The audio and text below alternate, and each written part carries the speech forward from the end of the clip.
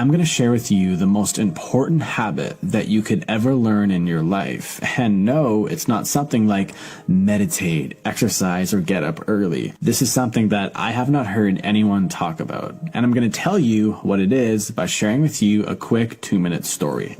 This is Tom, and Tom has told himself that 2019 is going to be the year where he finally gets his life together. So on New Year's Eve of 2018, he sits down and he writes out all of his New Year's resolutions, and he writes things like exercise, eat healthy, and get up early. And as Tom is writing all of this down, he is getting really excited, and he can almost feel all the newfound energy that he's going to have. And he even becomes proud of himself just for thinking of doing all these things. So the new year comes around and Tom starts off really strong. He's working out, he's getting up early, and he looks and feels a lot better. But one day, after a long day at work, he didn't really feel like going to the gym. It's not good to work out when you were tired, Tom would tell himself. So he decided to go home. And when he got home, he didn't really feel like eating that big bowl of salad. What he felt like eating was a great big juicy burger. And again, Tom told himself that, you know what? I've been working really hard over the past few weeks. I deserve a day off. And that's exactly what he took for himself. And over the next few weeks, Tom's good habits started to slow down. He started to sleep in a little bit. He would skip a gym session here and there. And then fast forward another few weeks, and almost all of Tom's good habits are gone. And he basically ended up exactly where he started. Personally, I can totally relate with Tom, and I'm guessing at least some of you probably can too. And the question is, why did Tom not stick with his good new habits? And the main reason why Tom and why most people don't stick with good new positive habits is because they don't possess the most important habit, which is something called commitment. And the definition of commitment is an engagement or obligation that restricts freedom of action. So that means you no longer have the freedom to do anything else once you commit to something. So you might be asking yourself, well, how do I really get this commitment thing? And there honestly isn't a really simple answer to this, but the best answer that I can give you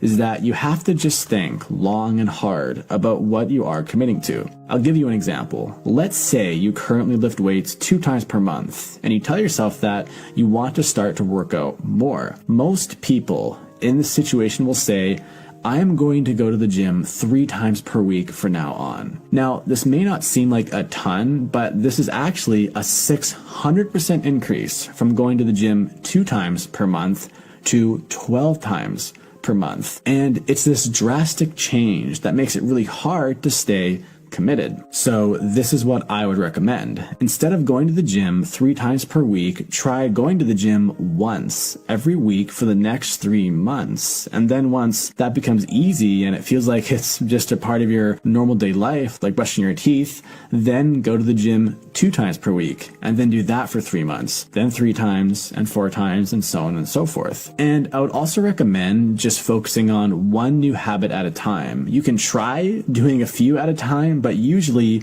you'll end up exactly like Tom. But if you really do feel like you can take on more, then go for it. But the key thing here is to always stay committed. It's really important to never ever go back in your commitments, because if you cannot honor your commitments, you simply won't get to where you want to go in life. Creating great habits is kind of like building a house. Imagine that all of your habits are like bricks that you stack on top of one another, and the commitment is like the glue that holds all the bricks in place. It's kind of fun and easy in a way to just kind of stack up bricks on top of one another, and then we imagine this amazing looking house that we are going to build.